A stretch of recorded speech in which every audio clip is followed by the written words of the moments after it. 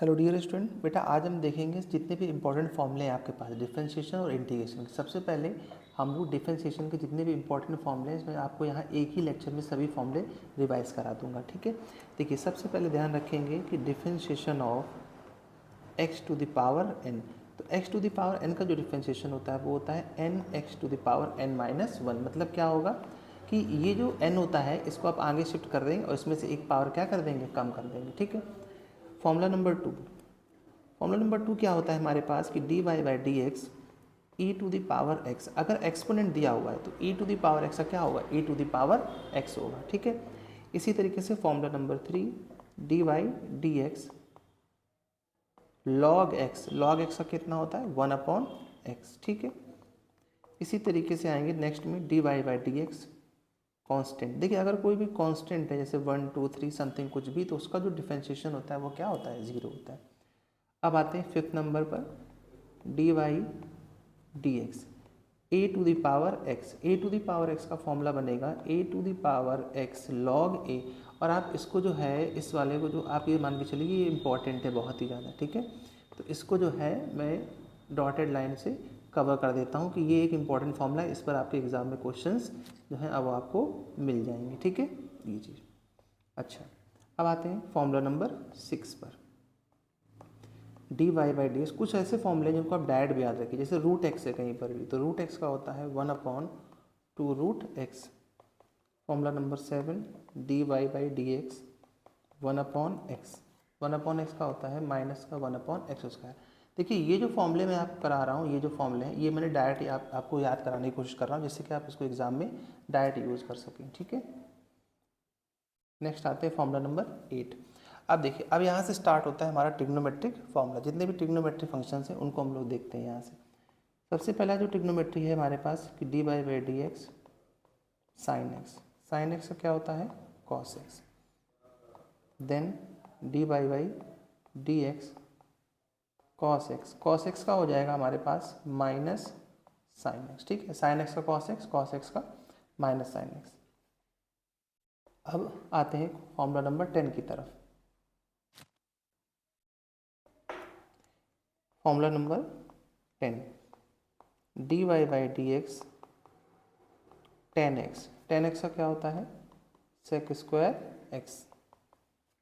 Next है हमारे पास d Y by D x sec x. तो सेक एक्स का होता है sec x into tan x. Formula number 12 d Y by D x cot x. तो कॉट एक्स का हो जाएगा minus cosec square x. 13 d Y by D x cosec x. तो cosec x का होता है माइनस का cosec x into cot x. ठीक, क्लियर हो गया यहाँ तक। तो देखिए sine cos tan sec cot cosec सभी के फॉर्मूले हो गए। अब हम लोग आते हैं आईटीएफ की तरफ। ठीक है, आईटीएफ के फॉर्मूले जो कि क्लास 12th के लिए ज़्यादा इंपॉर्टेंट है हमारे पास। ठीक है, वैसे तो इंपॉर्टेंट सभी कुछ है, सभी आपको पता होनी चाहिए। आईटीएफ में अगर हम लोग बात करें तो पहला जो फॉर्मूला आईटीएफ का यूज़ होता है हमारे पास वो कौन सा होता है कि D Y by D x sine inverse x. तो साइन इनवर्स एक्स का होता है one upon under root one minus x square. Next है हमारे पास d Y by D x cos inverse x. ठीक है, तो कॉस इनवर्स एक्स का होता है हमारे पास minus one upon under root one minus x. ये सेम ही रहते हैं दोनों, बस माइनस लग जाता है इसमें।